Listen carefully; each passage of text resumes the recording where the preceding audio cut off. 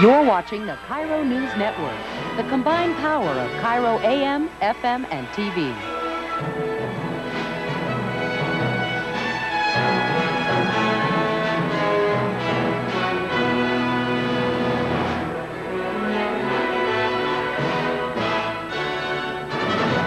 Good evening. Tonight, the focus is on saving one of the most scenic rivers in the Northwest, the Skagit. You can raft on it, fish in it, or watch eagles above it.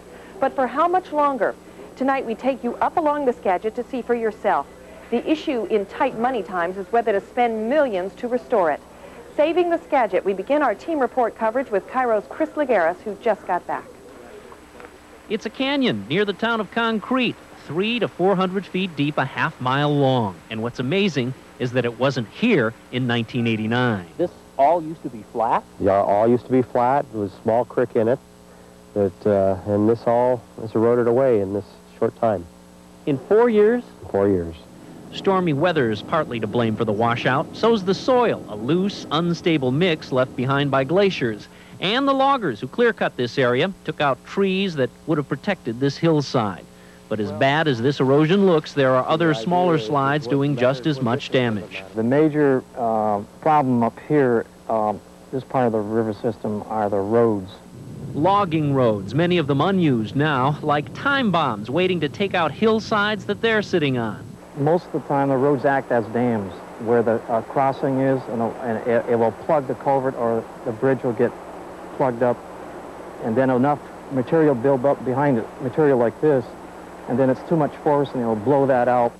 The end result is mud cascading downhill, washing out spawning streams for salmon and steelhead, eventually winding up in the Skagit River, where it smothers incubating eggs and fills the deep pools fish require. Fisheries throughout Oregon, Washington have to stop fishing early to make sure that enough wild Skagit River coho return to the Skagit River.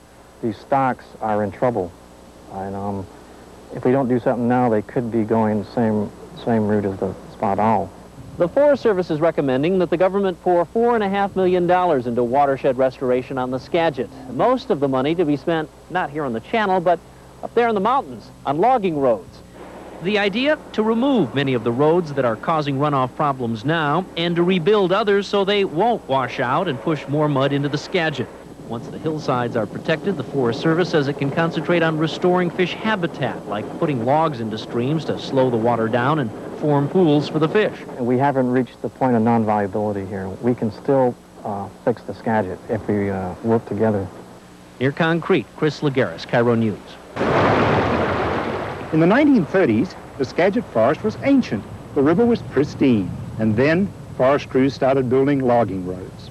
They took free rein, moving heavy equipment through the water, grinding up the riverbed and setting a dangerous pattern that stopped only recently.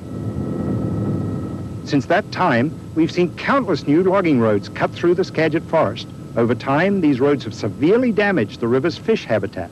And here's why logging roads are such a problem. Look at this.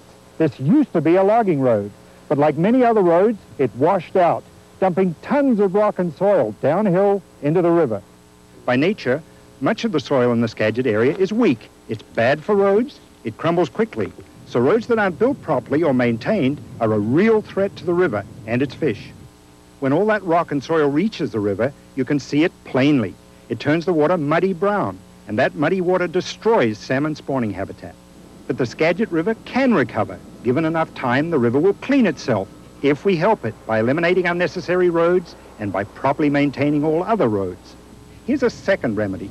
We should stop clear-cutting on slopes with unstable soil. Look what happened here following logging in 1986. After 5 years, the area suffered tremendous erosion, causing the Skagit River to cut an entirely new path. It's that sort of erosion from clear cuts and roads we need to stop to give the Skagit River and its fish runs a fighting chance at recovery. Beautiful pictures, Ross. Now, in your opinion, is the Forest Service plan a good one? It's an excellent way to start, but I think it's very important that they monitor what they're doing to make sure that it's having the effect they think, and so they can fine-tune it if necessary. All right, and do other Northwest rivers face this same fate? Yes, in fact, the Swinomish is very much in the same shape as the Skagit, and all the Northwest rivers are headed in the same direction. It's a frightening thought, isn't it?